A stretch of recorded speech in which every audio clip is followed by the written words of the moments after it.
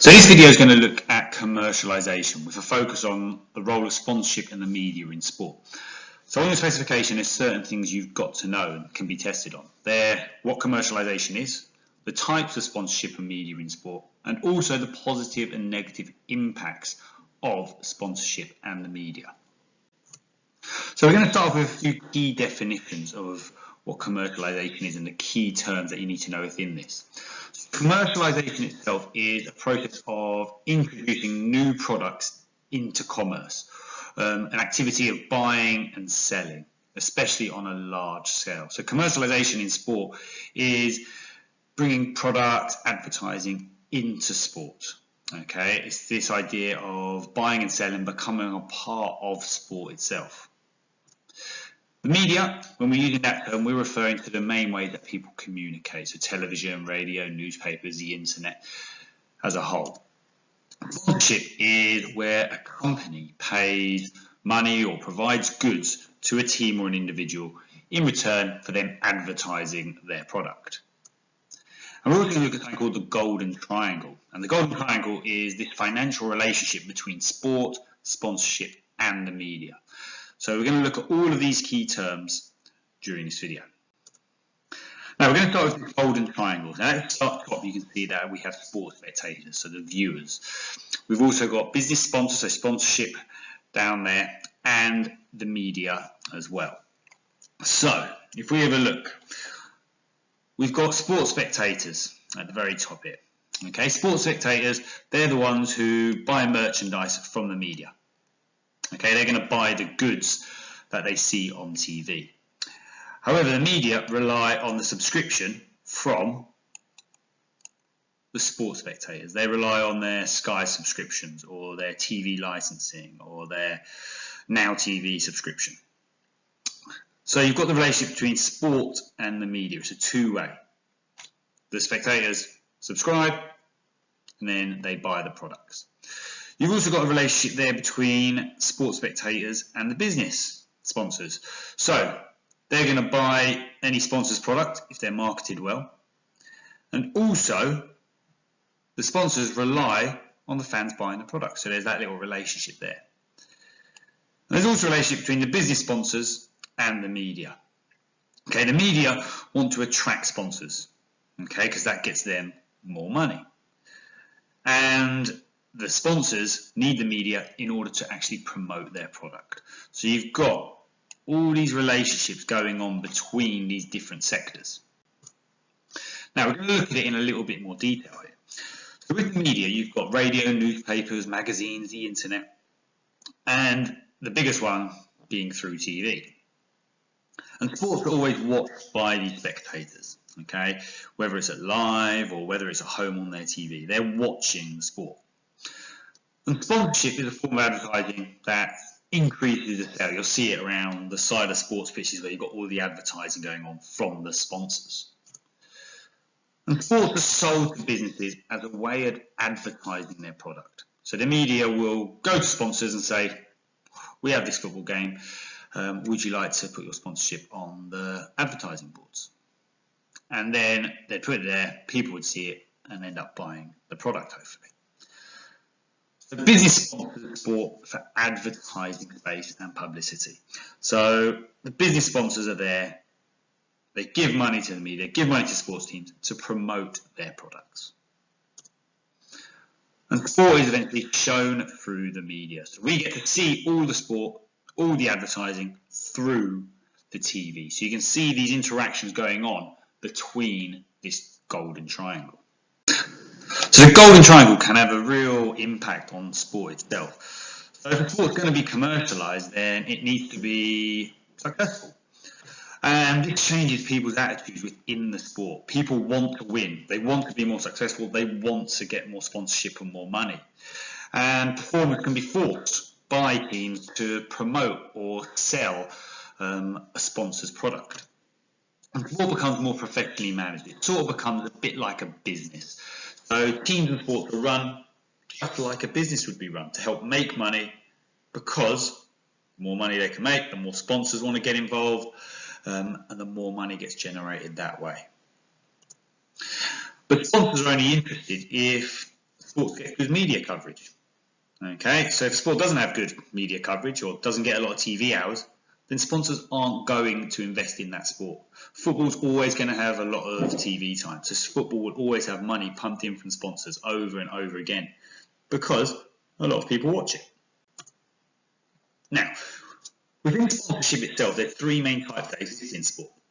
You've got financial sponsorship, clothing and equipment, and facilities. So when we're looking at financial sponsorship itself is a massive benefit to sport because of the huge amounts of money that's involved. Businesses sponsor all sorts of sports teams to advertise their products. And once that's in the public domain and the public get to see it on TV, their sales start to increase.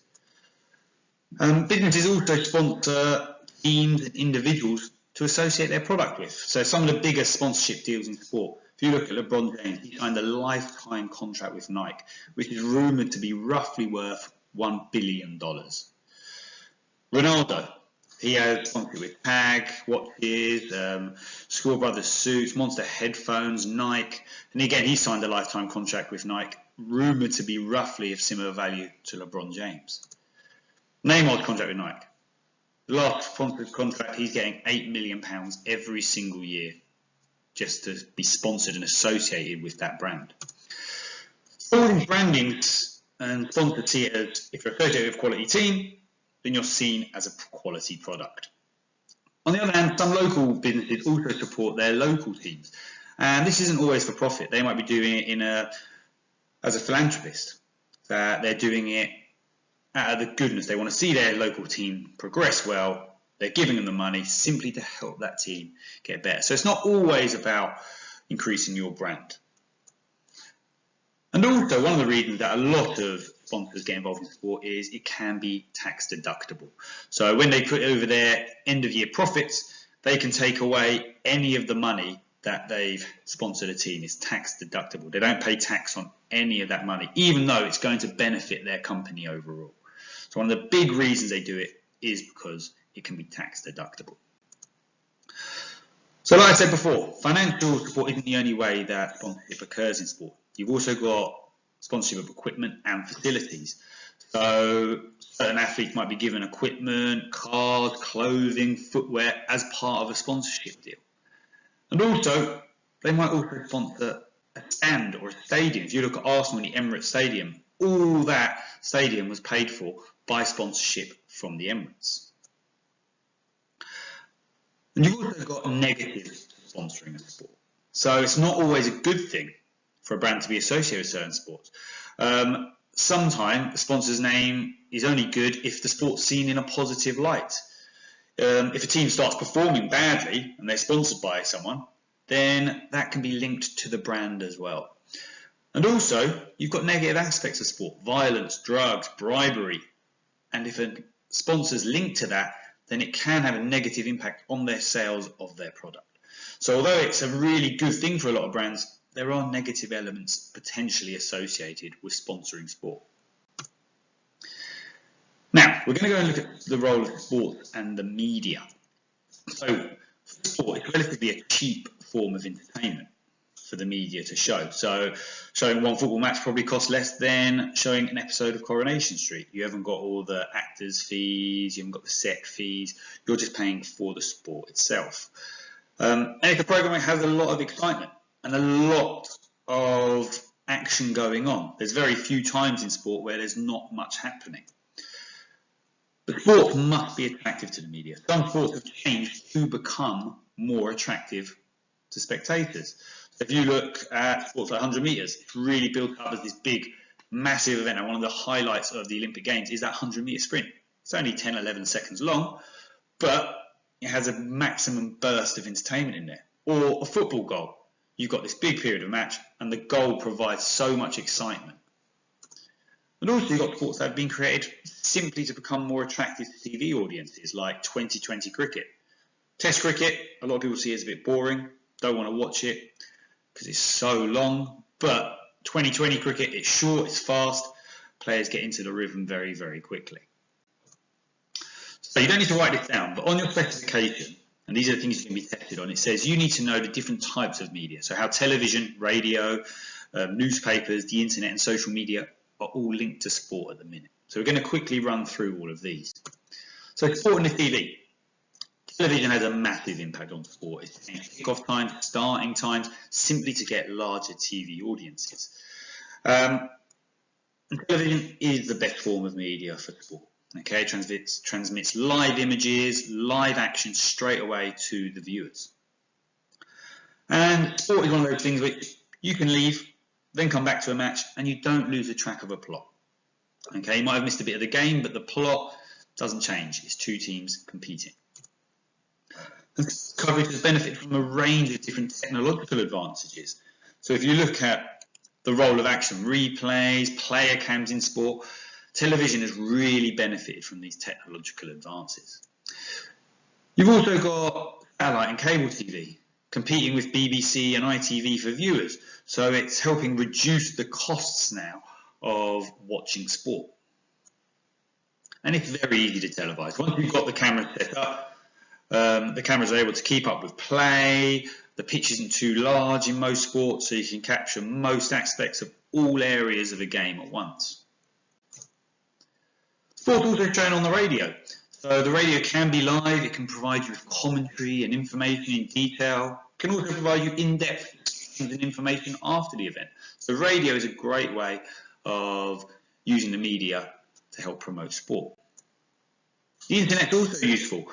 The internet can be both live, you can just watch delayed games on there. It's now becoming a major form of media in sport. And streaming games online is becoming one of the fastest growing methods of actually viewing sport. Sport's also linked to social media. So the impact of social media in sport is huge. Twitter can now feed live game information. Teams have social media teams who are updating constantly on social media sites. And debates are now being encouraged. So when sport was usually one way, like a TV or radio station, Twitter and social media are now making sport far more interactive. It's a two-way dialogue between teams and sport and the spectators on social media. Sport's also found in newspapers. You get in-depth information after the event. In newspapers, you've got different types. You've got broadsheets, which has information on a wide variety of different sports. And you've also got the tabloids, like the Sun, the Mirror, which sensationalise sport and the personalities within it. And more focused on the main sports, like football, maybe rugby. Okay, whereas those larger sheets, like the Times, the broadsheets, will have information on cricket, rowing, football, rugby, all range of different sports. And the big thing about newspapers is they provide you with a daily discussion that people can read and talk about with other people at work or at home. Now, you need to copy down this table because if you look at the potential positive and negative effects of media coverage in sport. So with positive impacts, we've got things like attendance increases. People want to see the best players or role models. So if you're seeing them in the media and reading about them and watching them, then attendance figures will rise for sports. More and more people start having access to watching it. Supporters become better informed about sport because they're given more information about it. It's far more easy for sport to attract sponsorship if it's in the media. And with sponsorship, you get more money. So it's a great thing for sport. It also encourages participation. The more you watch sport on TV, the more likely you are to participate in sport itself. It also develops role models, especially for young people and people who don't take part in sport. By watching the media, listening to the media, reading them in the media, you're more likely to develop role models and take part in sport yourself. And also, with the new advance in technology, we're more likely to see close-up views of the action, which is a real positive because you get to see the sport in far more depth. However, there are negatives to having media involved in sport as well. Attendances in actual matches have started to drop a little bit because people are far more able to watch the sport on Sky in the comfort of their own home.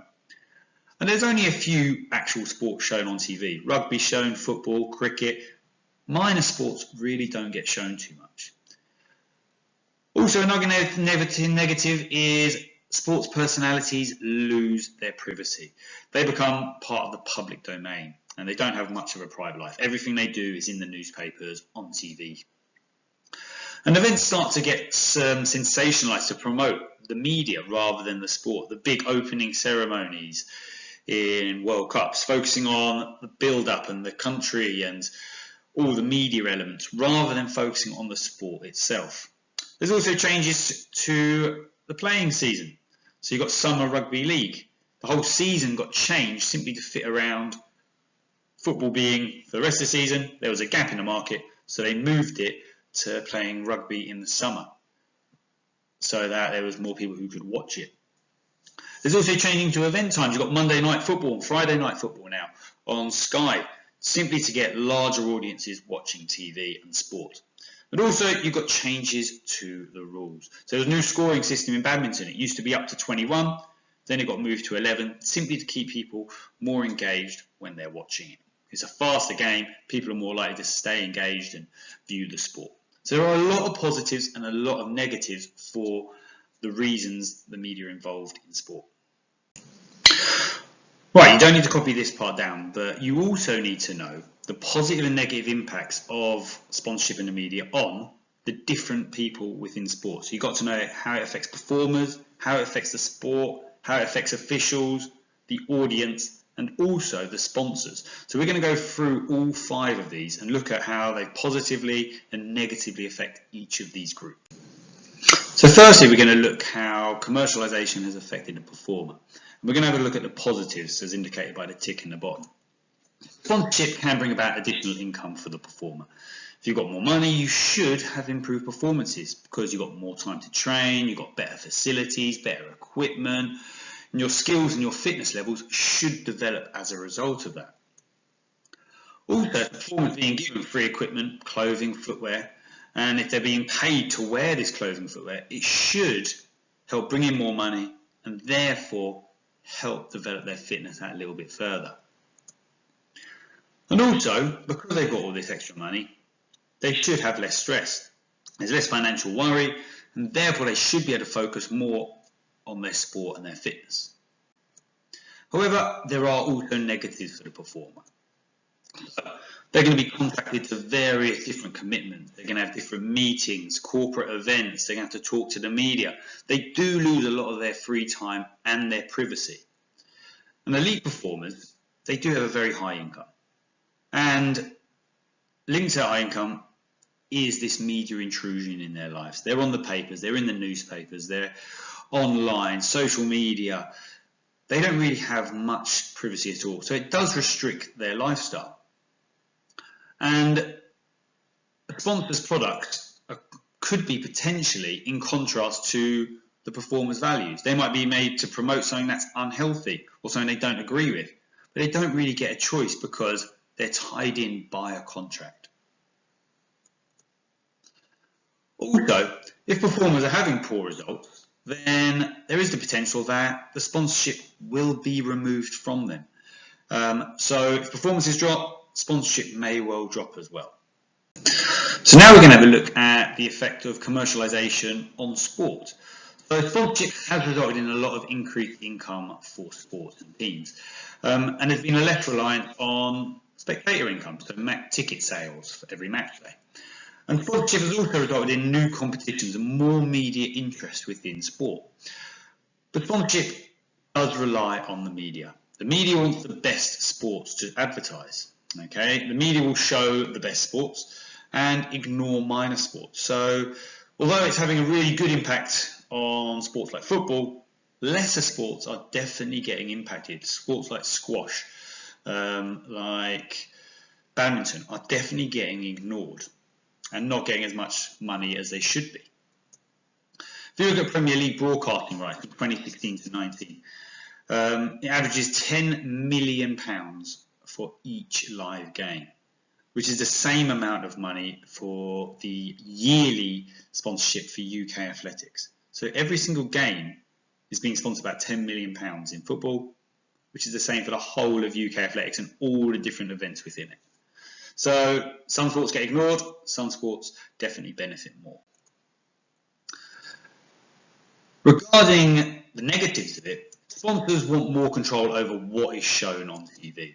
And like we said earlier, they can dictate the timing of events, the timing of league seasons even. They can put their logos and cameras wherever they want so that they get maximum exposure for their products during a match. And the timing of events is determined by a lot of sponsors. Premier League matches now are all different times. It used to be 3 o'clock every Saturday, everyone would play. Now you've got Friday, Sunday, Monday games, midweek games, just to increase the amount of viewers who are watching. And teams can also change their strip to suit the sponsors. Sponsorship deals last 2 years with the kit. Then a team has to change its kit when it changes the logo, even if the kit sponsors just want the kit changed, so they get more sales from that kit then. So sponsors have an awful big impact on sport in general. Commercialisation and sponsorship in the media also can affect the officials. So commercialisation brings with it money, and which can have positives and negatives for officials. Officials are now full-time in football and can be paid between anywhere from £50,000 to £100,000 a year. So it's quite a lot of money. And the more frequent matches has mean that we've got a few officials doing a lot more games, and they start to become famous in their own right. Many of you could name quite a few football referees. And there's also matches held around the world, so referees and officials are having to travel all over for European games, for international matches, and officials are often in the media spotlight over controversial decisions and can come in for quite severe criticism at times. And they're often subject to the same accusations as players, not performing well, being biased, cheating. And because it's on TV a lot more, this criticism can occur a lot more often for officials. Commercialisation and spectators also has an impact. If you look at commercialisation, it's a lot of benefit for spectators. There's more money involved. That means they're going to be watching better players. They're going to be watching it in better facilities and stands. So there are a lot of benefits for spectators. We've got huge TV screens in matches for replays, statistics and cameras. And if you're watching it on TV, you've got pundits who are far more knowledgeable and informed and can give you better feedback, all because of the money being pumped into football. There's also more opportunity to watch different sports now. So there's longer seasons in certain sports. If you look on Sky Sports, you can flick through, you could watch netball, cricket, rugby, football, Formula One, all potentially on the same day. So as a spectator, it's brilliant. And we've also got dedicated TV and radio channels. Sky Sports, just to show sports. Talk Sport on the radio. BBC 5 Live, just for sports. Dedicated sports newspapers and websites, simply to help spectators have more information. And however, there is the problem of isolation from a live match. Okay.